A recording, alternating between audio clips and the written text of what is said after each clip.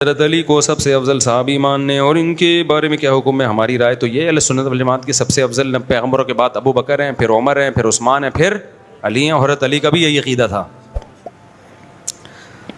بعض ہمارے اہل علماء کرام شیعہ کو پکا کافر کہتے ہیں اور بعض کافر کا بھائی کافر کہنے میں کافر وافر شیعوں میں 20 قسم کے لوگ ہیں، معتدل بھی ہیں.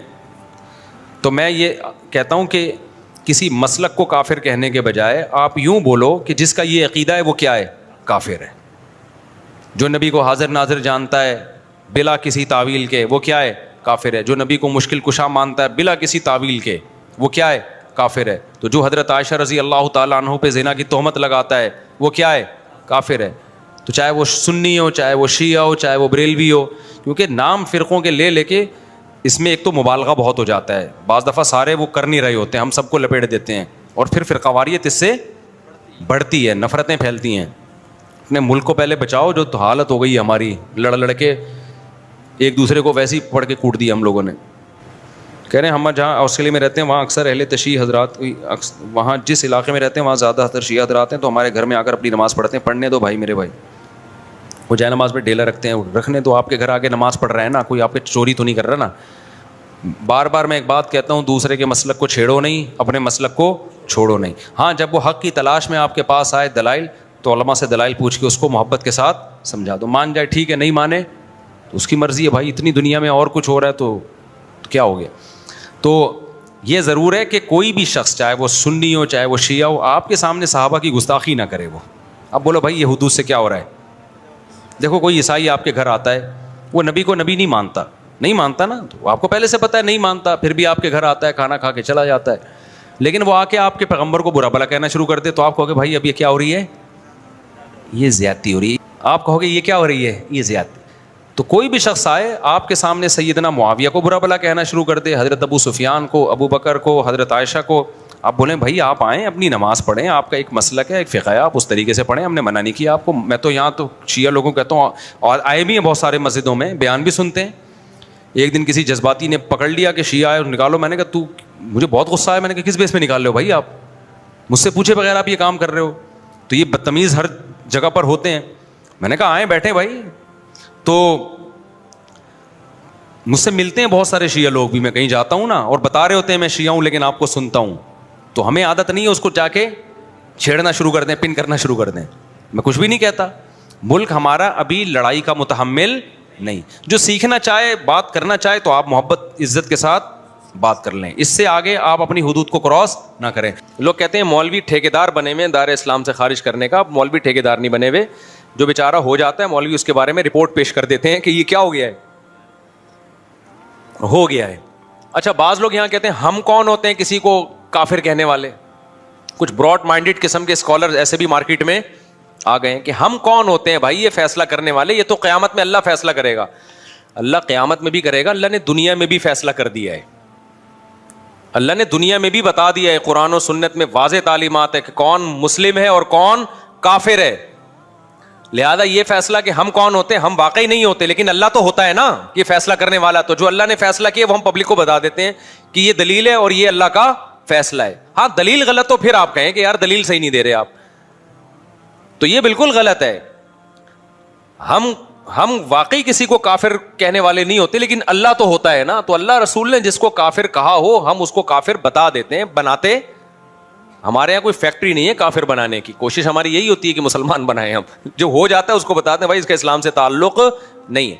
اچھا بعض لوگ کیا کرتے ہیں کہ براڈ مائنڈڈ اتنے بنتے ہیں کہ کسی کو کافر نہ کہو، کسی کو غیر مسلم نہ کہو. ٹھیک ہے کافر کا لفظ ذرا سخت ہے تو آپ غیر مسلم کہہ دیں. جب غیر مسلم کو بھی آپ کافر کہتے ہیں نا تو اس کو چڑ ہوتی ہے اس سے. تو کسی کو ہمیں طنز کرنا تو شریعت میں پسندیدہ نہیں ہے نا. تو اس کے لیے آپ اس کو کافر نہ کہیں، غیر مسلم کہہ دیں. یہ ہلکا لفظ ہے. اس پہ وہ تو خود مانتا ہے کہ میں مسلم تھوڑی ہوں. یہ ایک الگ بات ہے کہ ہم کافر کو کافر کے بجائے ہم کیا کہیں گے، ایک ادب تمیز کا لفظ استعمال کریں گے. بھائی یہ غیر مسلم ہے. جیسے قرآن نے بھی اہل کتاب کو اہل کتاب کہا، ایک رسپیکٹ دی نا ان کو. لیکن یہ تو نہیں کہا کہ یہ مسلم ہے، یہ تو نہیں کہا نا. اتنی رسپیکٹ تھوڑی دینی ہے کہ ہم افورڈ ہی نہ کر سکیں. بھائی آپ پیار سے کسی کو بیٹا کہہ دو، اس نے کہا نادرا میں بھی میرا نام ڈال دو. آپ نے کہا بھائی اتنی رسپیکٹ دوں گا جو میں افورڈ، ہاں اتنی نہیں ہوتی کہ آپ کو سگے بچوں میں اور محلے کے بچوں میں فرق ہی ختم ہو جائے, ایسا تو اپنے بچوں کے ساتھ تو ہی نہیں ہے. تو اللہ نے اسلام کا ایک دائرہ رکھا ہے, اگر آپ ہر شخص کو اس اسلام کے دائرے میں لے آؤ گے تو مسلم غیر مسلم کی جو باؤنڈری ہے وہ کیا ہو جائے گی, ختم. اور اللہ یہ باؤنڈری کو قائم رکھا ہے, قیامت تک رہے گی. یہ فرق ہے اللہ کے یہاں, اس میں اس کے شرعی احکام ہیں. تو غیر مسلم کا ذبیحہ حلال نہیں ہے سوائے یہودی عیسائی کے, غیر مسلم سے نکاح جائز نہیں ہے سوائے یہودی عیسائی کے, اور غیر مسلم کے پیچھے نماز جائز نہیں ہے, وہ تو یہودی عیسائی ہو اس کے پیچھے بھی جائز نہیں ہے. سمجھتے ہو کہ نہیں سمجھتے؟ تو یہودی عیسائی ایسے غیر مسلم ہیں کہ ان کو اللہ نے 2 پروٹوکول دے دیے کہ ان کی عورت سے نکاح کر سکتے ہیں, ان کے مرد سے نہیں ہو سکتا. نمبر 2, وہ جب جانور ذبح کریں گے تو وہ حلال ہے ہمارے لیے. یہ صرف عیسائی اور یہودی کو پروٹوکول دیا. مسلمانوں میں کوئی مشرک ہو جائے اس کو یہ پروٹوکول نہیں دیا, اس کی کوئی دلیل نہیں, کیونکہ وہ بڑا مجرم ہے نا, توحید میں پیدا ہو کے شرک کر رہا ہے. ارے عیسائی تو پیدا عیسائی گھرانے میں ہوا نا, اس کا جرم ہلکا ہے. مسلمان پیدا توحید میں ہوا, ہمیشہ ایاک نعبد و ایاک نستعین پڑھتا ہے اور جاتا پھر مزاروں پہ سجدے کرتا ہے, تو یہ بڑا مجرم ہے. اس کا ذبیحہ حلال نہیں ہے, ایسی عورت سے نکاح جائز نہیں ہے. سمجھتے ہو؟ کیونکہ یہ ارتداد کے حکم میں ہے, مرتد کے حکم میں. اب کیا مسئلہ ہے کہ یہ جو اسلام کے دائرے میں لوگوں نے کہا ہے کہ بھائی ہم نے جوڑ پیدا کرنے کے لیے اب ہر ایک کو ہم مسلم ہی سمجھیں گے یا سب کے پیچھے نماز جائز ہے, یہ بھی غلط ہے. بعض لوگ یہ کہتے ہیں نماز ہم تو بھائی ہر ایک کے پیچھے پڑھ لیتے ہیں, ہمیں اس سے کوئی غرض نہیں, ہم براڈ مائنڈیڈ لوگ ہیں. تو براڈ مائنڈیڈ بننے کی بھی ہمیں اتنی اجازت ہے جتنی شریعت نے اجازت بولو دی. نہ اتنے کڑوے بنو کہ لوگ تھوکنا شروع کر دیں, نہ اتنے میٹھے بنو کہ لوگ نگلنا شروع کر دیں. ہمارے ابا کا ملفوظ ہے یہ. وہ ہوا یہ تھا کہ ایک انٹی آ کے نا ہمارے گھر میں بیٹھی رہتی تھی 24 گھنٹے, ہماری والدہ کی دوست بن گئی تھی وہ. اب میری والدہ کی طبیعت میں سخاوت تھی, کھلاتی پلاتی بہت تھی, قرضے لے کے کھلاتی تھیں. جب انتقال ہوا ہے تو ٹھیک ٹھاک قرضہ والدہ پہ چڑھا ہوا تھا, تو ان کی عادت تھی بس قرضے لے کے کھلاتے رہو. جو پیسے مانگنے آ رہے ان کو پیسے دے دیتی تھی. خرچہ کس کا ہو رہا تھا؟ ابا کا. ٹھیک ہے, ابا کو ڈر گیا یار اپنے خرچے پہ, چلو سخاوت اچھی ہوتی ہے. والدہ کے پاس اپنا خرچہ بھی ہوتا تھا, اس میں بھی کرتی تھی. تو اب کیا ہوتا تھا, ایک انٹی آ کے ہمارے گھر میں بیٹھ گئی, وہ جا ہی نہیں رہی, ان کے مزے لگ گئے کہ یار فری پھوکڑ کا کھانا بھی آ رہا ہے, فری پھوکڑ کا. تو ہماری والدہ بھی پھر بڑی گپ شپ والی تھی, تو ابا نے 2-3 دن تو برداشت کیا. اس کے بعد ہمارے ابا ہماری والدہ کو لے کے بیٹھے, بولا بھائی آنٹی کیا لگتی ہے آپ کی, 2-3 دن سے میں دیکھ رہا ہوں جب بھی گھر میں آؤ یہ بیٹھی ہوتی ہیں, تو ان کو بولو پتلی گلی سے نکلو بھائی, اپنے گھر جاؤ, یہ کوئی گھر بار نہیں ہے کیا. والدہ نے کہا اصل میں دیکھوں میں ان کو اب کیسے بولوں کہ آپ چلی جائیں, اب یہ آ جاتی ہے بیچاری, میں کیسے منع کروں.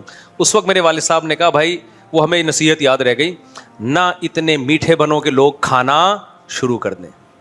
آپ کے اخلاق اتنے اچھے ہو گئے, سارے محلے والے آپ کے گھر میں آ کے بیٹھ گئے جی, کہ مفتی صاحب تو کبھی نو کرتے ہی نہیں ہے نا, بھگاتے ہی نہیں ہیں. اور نہ اتنے کڑوے بنو کہ لوگ آپ سے نفرت کرنا شروع کر دیں. کہ آپ نے مسافہ کرنا بھی چھوڑ دیا, دور سے جا رہا ہے تو آپ گالیاں دینا شروع کر دیں آپ نے, دفعہ ہو یہاں سے, تاکہ آئے نہیں قریب آپ کے. تو یہ میرے والد صاحب کے بڑے, اور والد صاحب تھے بھی پریکٹیکلی ایسے ہی تھے وہ, یعنی وہ عملی زندگی میں بھی اسی طرح ہی تھے. نہ اتنے میٹھے بنے کہ لوگوں نے کھانا شروع کر دیا, نہ اتنے کڑوے بنے کہ لوگ بھاگنا شروع ہو گئے, کہ نفرت کرنا شروع کر دی. تو یہاں بھی مذہب کے معاملے میں بھی ایسا ہے بھائی کہ ہم غیر مسلم کے معاملے میں نہ اتنے میٹھے بنیں گے کہ غیر مسلم کو بھی مسلم کہنا شروع کر دیں ہم, اور ہم کہیں جو شخص بھی اسلام کی طرف نسبت کر دے, کوئی ختم نبوت کا انکار کرے, ہم براڈ مائنڈیڈ بنے. کوئی بات نہیں یار, انکار ہی کیا ہے نا, اللہ خود پوچھ لے گا, یہ ہمارا مسلم بھائی ہے. کوئی کہے کہ نبی صلی اللہ علیہ وسلم عالم الغیب ہیں, مختار کل ہیں, مشکل کشا ہیں, کہ نہیں یار ہم کسی کو کافر نہیں کہہ سکتے, ہم سب کے پیچھے نماز پڑھ لیں گے. اس کا مطلب آپ اتنے میٹھے بن گئے ہو کہ اب لوگ آپ کو کھانا, اور آپ کو نہیں کھائیں گے, اسلام کو کھانا شروع کر دیں گے. توحید اور غیر توحید میں فرق کیا ہو جائے گا؟ ختم. جب سب کے پیچھے نماز ہوگی تو کل پھر اتنے براڈ مائنڈیڈ بنیں گے کہ ہندو بھی مسجد بنا کے کھڑا ہو جائے گا. ہندو کے پیچھے بھی ہو رہی ہے, پھر تو عیسائی کے پیچھے بھی ہو رہی ہے, پھر تو یہودی کے پیچھے بھی ہو رہی ہے, پھر تھوڑے دنوں میں مسجد اور مندر کے نام چینج ہو جائیں گے. مسجد کو لوگ پیار سے مندر کہیں گے, مندر کو لوگ پیار سے کیا کہیں گے؟ مسجد کہیں گے. یار ان چیزوں میں کچھ نہیں رکھا. جب علماء کہیں گے نا, کہتے ہیں نہیں براڈ مائنڈیڈ بنو. تو یہ براڈ مائنڈیڈ, دیکھو انگریز جو براڈ مائنڈیڈ آج بنا ہوا نا, ابا لیس ہو گیا, یہ براڈ مائنڈیڈ ہونے کی وجہ سے ہوا نا. تو اتنی جلدی نہیں ہوا ہے. شروع میں انہوں نے کیا کہا, پردے کو ختم کیا اپنی سوسائٹی سے. پھر انہوں نے نکاح کے نظام کو ختم کیا, girl friend boy friend system آیا. پھر ہوتے ہوتے ابا مارکیٹ سے آہستہ آہستہ شارٹ ہو گئے, پھر اتنے براڈ مائنڈڈ بنے کہ لڑکی لڑکے کا فرق ختم, ہومو سیکچولیٹی کو LGBT کے بعد Q آیا, پھر Q کے بعد بھی اتنی چیزیں آ گئی ہیں نا, پوری حروف تہجی انگلش کی ختم ہو جائے گی. LGBT کا مطلب لیسبین اور یہ گائے ہے اور یہ فلانا ہے تو ڈمکانا ہے, تو اتنی قسم کی فیلنگز مارکیٹ میں آ گئی, ہر فیلنگ کو انہوں نے ایک الگ الفابیٹ کا نام دے دیا, تو Z تک پہنچ جائیں گے. یہ سمجھ رہے ہو کہ نہیں سمجھ رہے؟ تو یہ براڈ مائنڈیڈ. تو مذہب کی بھی ایک میرے بھائی باؤنڈری ہے, اس سے آگے جانے نہ اس میں اتنے کڑوے بنے کہ ذرا ذرا سی باتوں پہ آپ لوگوں کو کافر کہنا شروع کر دیں. جیسے ایک مولوی صاحب تقریر کر رہے تھے کہ جو ٹی وی دیکھتا ہے وہ دائرہ اسلام سے خارج ہے. یہ تقریر سچی مچی کی بتا رہا ہوں, پرانی بات ہے. ہمارے استاذ کہتے ہیں میں بیان میں بیٹھا ہوا تھا, میں نے جا کے اس مولوی صاحب سے جلسے کے بعد پوچھا, مولوی صاحب یہ فتویٰ تو مارکیٹ میں نیا ہے کہ جو ٹی وی دیکھتا ہے وہ دائرہ اسلام سے خارج ہے, یہ آپ نے کیسے کہہ دیا؟ تو مولوی صاحب کہتے ہیں میں نے احتیاطاً کفر کا فتویٰ لگایا اس کے اوپر, میں نے احتیاطاً کفر کا فتویٰ لگایا تاکہ لوگ ٹی وی سے بچیں. تو احتیاطاً تو کفر کے فتوے سے بچا جاتا ہے, لگایا تھوڑی جاتا ہے. سمجھ میں نہیں آ رہی بات؟ ایک آدمی کی باتوں سے آپ کو ایسا لگتا ہے کہ یہ مشرک ہے, لیکن اس کی تعویل ہو سکتی ہے, بھائی ہو سکتا ہے اس کا یہ مطلب ہو سکتا ہے اس کا یہ مطلب ہو. تو اسلام کہتا ہے اچھے مطلب کو ترجیح دو آپ, یعنی کسی کی بات کے 100 مطلب نکلتے ہوں, ایک مطلب سے لگتا ہو کہ یہ مسلم ہے, 99 مطلب سے لگتا ہو کہ یہ کافر ہے, تو ایک جو اچھا مطلب ہے نا آپ نے اس کو ترجیح دے کے اس کو دائرہ اسلام سے خارج نہیں کرنا.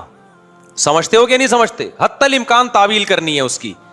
تو احتیاطاً کفر کے فتوے سے بچا جاتا ہے, احتیاطاً کفر کا فتویٰ دیا نہیں جاتا, تعویل کی جاتی ہے.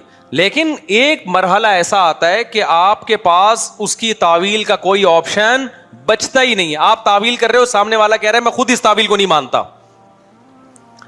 جیسے بعض لوگ کہتے ہیں کہ نبی صلی اللہ علیہ وسلم مشکل کشا ہیں, جب بھی آپ سے دعا مانگو آپ حاجت پوری کرتے ہیں, اللہ نے آپ کو اختیار دیے ہیں. ہم اب کفر کا فتوے سے بچانے کے لیے ان کی تعویل کرتے ہیں. اصل میں ایکچولی ان کا مطلب یہ ہے کہ جب ہم نبی سے مانگتے ہیں تو فرشتے ہماری پکار نبی تک پہنچاتے ہیں, پھر نبی صلی اللہ علیہ وسلم کی بات فرشتے اللہ تک, یا اللہ ڈائریکٹ سنتا ہے, پھر اللہ تعالیٰ فرشتوں کو کہتا ہے. تو اس طرح ہم کہ یہ اس کی حاجت پوری کرو نا, تو شاید یہ مطلب ہو. وہ کہتے ہیں نہیں ہمارا یہ مطلب بالکل بھی نہیں ہے, ہمارے نبی کو یہ اختیار دیا ہے. تو اب کیا تعویل کرے گا, بھلا ہی تعویل کے اول تو یہ بھی ہم تعویل جو کر رہے ہیں اس کی بھی تو کوئی شرعی دلیل نہیں ہے نا. اللہ نے کہا ڈائریکٹ کس سے مانگو, مجھ سے مانگو, لیکن ہم گھما پھرا کے اس کو شرک سے بچانے کے لیے بہت تعویل کریں. اگلا کہے نہیں بھائی یہ آپ خود کر رہے ہو, میں تو اس بات کو مانتا ہوں کہ یہاں سے آپ نبی کو پکارو گے, نبی وہیں سے یہیں سے بیٹھے بیٹھے ہماری پکار سنیں گے, اور اللہ نے آپ کو یہ خود بخود اختیارات دیے ہوئے, آپ جو چاہیں اپنی قبر میں بیٹھے بیٹھے کر سکتے ہیں, لوگوں کی حاجت پوری کر سکتے. اب اس کا کوئی مطلب میرے بھائی بنتا نہیں ہے. پھر بھی آپ کو دائرہ اسلام میں لانے کا شوق ہے تو پھر تو عیسائی بھی دائرہ اسلام میں, عیسائی توحید کا لفظی طور پہ منکر نہیں ہے, نبوت کا منکر ہے, جبکہ اللہ کی نظر میں توحید کا منکر نبوت کے منکر سے زیادہ بڑا مجرم ہے. سمجھتا نہیں ہے نا بات کو؟ اللہ کے ہاں توحید کا انکار کرنے والا نبوت کے انکار کرنے والے سے زیادہ بڑا مجرم ہے. تو شرک چاہے بتوں کو خدا کے ساتھ شریک کرو چاہے پیغمبر کو کرو, اللہ کی نظر میں دونوں مجرم کیا ہیں؟ برابر کے مجرم ہیں. سمجھتا ہے بات کو؟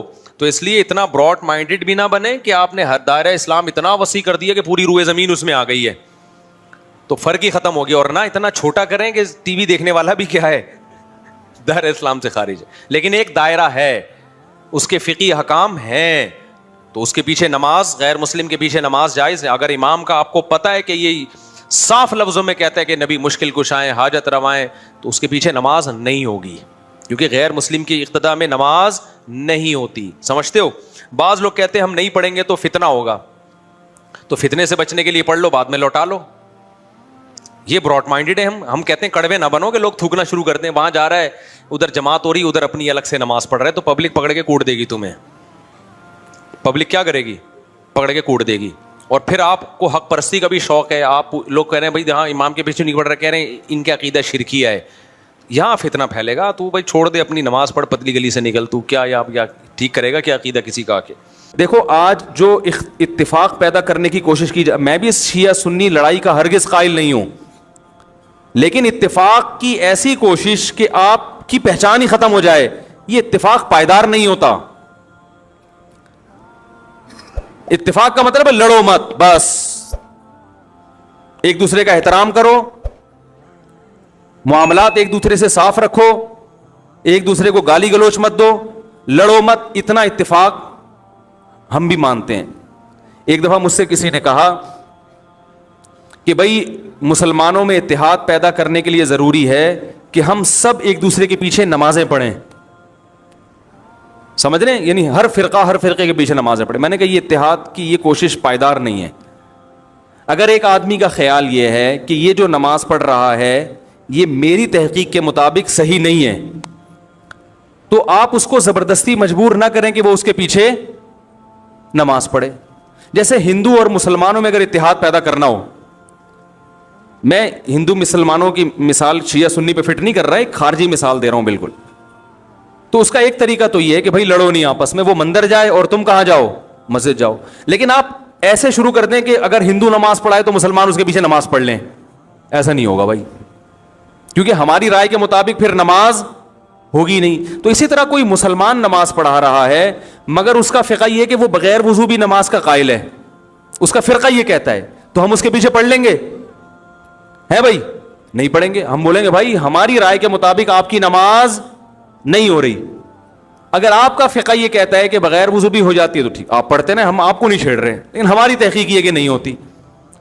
تو اسی طرح میرے بھائی, اگر میرا کسی کے بارے میں عقیدہ ہو کہ یہ شرک کا مرتکب ہے اور میں اس کے پیچھے نماز نہ پڑھوں تو اس کو فرقہ واریت نہیں کہتے. سمجھ رہے کہ نہیں سمجھ رہے؟ ہاں لڑے نہیں. دنیا میں درجنوں نظریات کے لوگ ہیں, درجنوں فرقے ہیں, درجنوں مذاہب ہیں, آپس میں محبت سے رہیں. عبادت ہر شخص اپنے اپنے اخپل طریقے سے کرے گا. بہت دنوں سے اخپل کا لفظ نہیں آیا تھا. اسی طرح میں یہ سمجھتا ہوں یہ مشرک تو نہیں ہے, تو توحید پرست, مگر اس کی نماز قرآن و حدیث کے خلاف ہے بالکل, اور ایسی مسٹیک کر رہا ہے جس سے میری رائے کے مطابق نماز ہی نہیں ہوتی. تو بھی مجھے یہ رائٹ حاصل ہے کہ میں اس کے پیچھے نماز نہ پڑھوں, مگر میں اپنی تحقیق اس پہ تھوپ نہیں سکتا زبردستی. تھوپیں گے تو پھر قواریت بڑھے گی. بہت مشکل ہے بھائی, بہت مشکل ہے سمجھانا. تو مجھے لوگ پوچھتے ہیں کہ فلاں کے پیچھے نماز پڑھو, میں کہتا ہوں بھائی نہیں پڑھو, کہنے سے فرقواریت پیدا ہوگی. میں نے کہا نہیں ہوگی فرقواریت پیدا. اگر آپ کی رائے کے مطابق اس کی نماز قرآن و سنت کے مطابق نہیں ہے تو آپ نہ پڑھیں. شیعہ سنی ہمیشہ سے آئے ہیں اور ایک دوسرے کے پیچھے نمازیں بعض نے پڑھی بھی ہیں, بعض نے نہیں بھی پڑھی ہیں, اور یہ بھی حدیث سے ہمیں ملتا ہے. دیکھو بنو قریظہ میں رسول اللہ صلی اللہ علیہ وسلم نے صحابہ کی جماعت کو بھیجا اور کہا کہ عصر کی نماز کا وقت جب تک عصر وہاں پہنچ کے پڑھنا ہے. مشہور حدیث ہے. راستے میں نماز قضا ہونے لگی. صحابہ کی ایک جماعت کا خیال تھا بھی نماز کا ٹائم ختم ہو رہا ہے, ہم پڑھیں گے نماز. دوسری جماعت کا خیال تھا کہ بھائی نبی نے تو اجازت نہیں دی. انہوں نے کہا بھائی اس لیے نہیں دی کہ نبی کو تھوڑی معلوم تھا کہ نماز قضا ہو جائے گی. ایک فریق نے نماز پڑھی اور ایک نے نماز نہیں پڑھی. اب آپ یہ تو نہیں کہہ سکتے جنہوں نے نہیں پڑھی انہوں نے ان کے پیچھے کیوں نہیں پڑھی, کیا وہ ان کو کافر سمجھتے تھے؟ بھائی مسلمان سمجھتے تھے, لیکن ان کا خیال یہ تھا کہ حدیث کا جو مطلب ہم بیان کر رہے ہیں وہ ٹھیک ہے, یہ جو مفہوم پیش کر رہے ہیں وہ ٹھیک نہیں ہے. نبی نے جب منع کر دیا تو یہ غلط کر رہے ہیں نماز پڑھ کے, لہذا انہوں نے نہیں پڑھی نماز. اور جب انہوں نے مقام پہ اثر کی پڑھی تو یقیناً انہوں نے یہ چونکہ پڑھ چکے ہیں, یہ تھوڑی پڑھیں گے ان کے پیچھے اثر کی نماز, ان کی تو ہو گئی ہے. تو دونوں فریقوں نے ایک دوسرے کے پیچھے نماز نہیں پڑھی, مگر اس کے باوجود نبی نے دونوں کو ملامت نہیں کی, کیونکہ ایک کا کانسیپٹ یہ تھا کہ بھئی یہ حدیث کے مطابق پڑھنا واجب ہے, ایک کا کانسیپٹ یہ تھا کہ حدیث کے مطابق چھوڑنا واجب ہے. نہیں پڑھی, اپنی اپنی رائے پر عمل کیا. نبی کے پاس پہنچے, نبی نے کسی کو ملامت نہیں کی. نہ تو نبی نے یہ کہا یہ جنت میں یہ جہنم میں, یہ بھی نہیں کہا, کیونکہ دونوں کا مقصد اللہ اس کے رسول کو فالو کرنا تھا. اور نہ نبی نے یہ کہا کہ تم نے ان کے پیچھے نماز نہیں پڑھی تو کیا تم ان کو کافر سمجھتے ہو ہیں, کیا وہ انسان نہیں ہے؟ کچھ بھی نہیں کہا. تو عین ممکن ہے کہ میری رائے کے مطابق کسی کے پیچھے نماز نہ ہو رہی ہو تو میں نہیں پڑھوں گا اس کے پیچھے نماز. آپ مجھے گن پوائنٹ پہ مجبور نہیں کر سکتے, اور اس کی نماز میرے پیچھے اس کی رائے کے مطابق نہیں ہو رہی تو نہ پڑھے, کچھ کوئی حرج نہیں ہے اس میں. ہاں بلا وجہ کفر کے فتوے لگا کے ایک دوسرے کے پیچھے نمازیں چھوڑ دینا یہ غلط ہے. نہیں آ رہی بات سمجھ میں؟ بلا وجہ ذرا سی باتوں کو اچھال کے وہ اس کے پیچھے, مسجدوں میں 2-3 جماعتیں ہو رہی ہیں, اس نے امام صاحب نے اس سے قرضہ لیا چونکہ واپس نہیں کیا تو اس کی رائے میں امام صاحب فاسق ہیں, لہذا دوسرا امام اپنے لیے الگ سے لے کر آ رہی ہے. ٹھیک ہے نا, وہ ان کے پیچھے پڑے گا, وہ یہ غلط ہے. بڑا اختلاف جہاں آئے گا تو وہاں نمازوں کو ہم اجازت نہیں دیتے. تو شیعہ اور سنی کا اختلاف چھوٹا نہیں ہے, بلکہ بولو بھائی بڑا اختلاف ہے. ہم تمام صحابہ کو حجت سمجھتے ہیں, وہ حضرات اہل بیت کو زیادہ فوکس کرتے ہیں. جو ان میں معتدل ہیں ان کی بات کر رہا ہوں, جو معتدل نہیں ہے, جیسے ہم میں جو معتدل نہیں ہے تو ان میں بھی کچھ ہیں, تو یہ تو اعتدال سے ہٹے ہوئے لوگ تو ہر جگہ ہوتے ہیں. وہ جو ہے ان کی نماز کا طریقہ ہم سے بالکل ڈفرینٹ ہے. سمجھ رہے ہیں کہ نہیں سمجھ رہے؟ ابھی میں اس ڈیٹیل میں نہیں جاؤں گا, وہ آپ انہی کے علماء سے جا کے پوچھ لیں کہ بھئی آپ کے یہاں کیا کیا ہے. ہمارے مجھے اس سے بھی بحث نہیں ہے کہ وہ کیا کر رہے ہیں ہم کیا کر رہے ہیں. میں لڑنے کا قطعاً قائل نہیں ہوں. یہاں آتے ہیں شیعہ لوگ بھی آتے ہیں, مجھ سے ملتے ہیں, میں تمیز سے ملتا ہوں, چائے پلاتا ہوں, سر پہ ہاتھ بھی رکھ لیتا ہوں. بہت اچھا. شیعہ علماء سے بھی سلام دعا ہے ہماری, بیٹھتے ہیں بات کرتے ہیں. بھائی السلام علیکم. وعلیکم السلام. منڈی والان خالے دیغت میں خو ندی کھڑے دے, چائے پئیں. وعلیکم السلام. لکم دینکم ولی دین. بھائی آپ جائیں امام بارگاہ میں نماز پڑھیں, وہاں اپنی مسجد میں نماز پڑھیں, ہم جا رہے ہیں اپنا جمعہ پڑھانے. ٹھیک ہے. تو یہ ہمیشہ سے ہوتا آ رہا ہے. فرقواریت پھیلتی ہے جب آپ ایک دوسرے کے خلاف غلط زبان. شیعہ صحابہ کو کھلے عام گالیاں دے گا, کوئی دے گا تو فرقواریت پیدا بولو نا بھائی ہوگی. پھر سنیوں کے جذبات بھڑکیں گے, پھر مار کٹائی دنگا مستی سب ہوگا. تو فرقواریت پہ کنٹرول کرنے کے لیے شیعہ علماء کی ذمہ داری ہے کہ وہ اپنی عوام کو ان صحابہ کو برا بھلا بولنے سے منع کریں جن سے محبت ہمارے ایمان کا جز ہے, جن کے لیے کٹنا مرنا ہم اپنے ایمان کا حصہ سمجھتے ہیں. اور اسی طرح میرے بھائی یہاں سے اگر ان کے کسی ایسے شخص پہ الزام لگائے جو اس الزام سے بری ہے, بعض الزامات ایسے شیعوں کی ایسی جماعت پہ لگا دیے جاتے ہیں جو اس سے بری ہوتے ہیں, سبھی کو ایک لاٹھی سے ہانکنا شروع کر دیا جائے. میں نے بھی شیعوں کا مطالعہ کیا ہے اور کچھ شیعہ لوگوں سے جب میں ملا ہوں تو مجھے ایک چیز کا اندازہ ہوا کہ سب شیعہ کے وہ نظریات نہیں ہوتے جو ہم پہلے سمجھا کرتے تھے. سارے ایک جیسے نہیں ہوتے. ان میں بعض حضرات ایسے ہیں جو صحابہ کرام کو مانتے ہیں, امی عائشہ کو جنتی مانتے ہیں, ان کو زانی معاذ اللہ قرار نہیں دیتے. الحمد سے لے کے والناس تک والے قرآن ہی کو قرآن مانتے ہیں. ان میں کچھ لوگ ایسے ہیں, یہ مشاہدے پر مبنی حقیقت ہے. بعض لوگ کہتے ہیں اس کو کیا پتا, مشاہدے سے بڑی کوئی دلیل نہیں ہوتی. ٹھیک ہے نا. بعض لوگ کہتے ہیں توریہ کر رہا ہے. بھائی ہم ظاہر کے مکلف ہیں. کوئی شیعہ اگر زبان سے کہہ دے کہ میں ابو بکر کو مانتا ہوں, حضرت عمر کو مانتا ہوں, حضرت عثمان کو مانتا ہوں, تو شریعت نے ہمیں حکم دیا ہے زبان کا اعتبار کرو, اس کے باطن کو اللہ کے حوالے کر دو. تو اگر کوئی, لیکن پھر بھی میں کہوں کہ جو مانتے ہیں اس کے باوجود ہم ان کے مذہب سے متفق نہیں ہیں. میری جب جی ٹی وی پہ ٹاک ہوئی, بات چیت ہوئی شیعہ عالم کے ساتھ, تو میں نے پہلے یہ کہہ دیا کہ میں آپ کے مسلک کو ٹھیک نہیں سمجھتا. یعنی میں جو جوڑ کی بات کر رہا ہوں اس سے یہ کہیں نہ لوگ لے کے جائیں کہ میں شیعہ مذہب کو ہی درست سمجھتا ہوں. نہ میں نہیں سمجھتا. میں نے کہا جیسے آپ ہمارے مذہب کو درست نہیں سمجھتے, اس لیے کہ اگر میں آپ کے مذہب کو درست سمجھتا تو سوال پھر میں ہو کیوں نہیں آتا وہ, اور اگر آپ میرے مسلک کو درست سمجھتے ہیں تو سوال پیدا پھر آپ سنی بن کیوں نہیں گئے. بھائی جب ایک چیز کو میں درست سمجھ رہا ہوں تو مجھے چاہیے نا کہ میں ہو جاؤں وہ.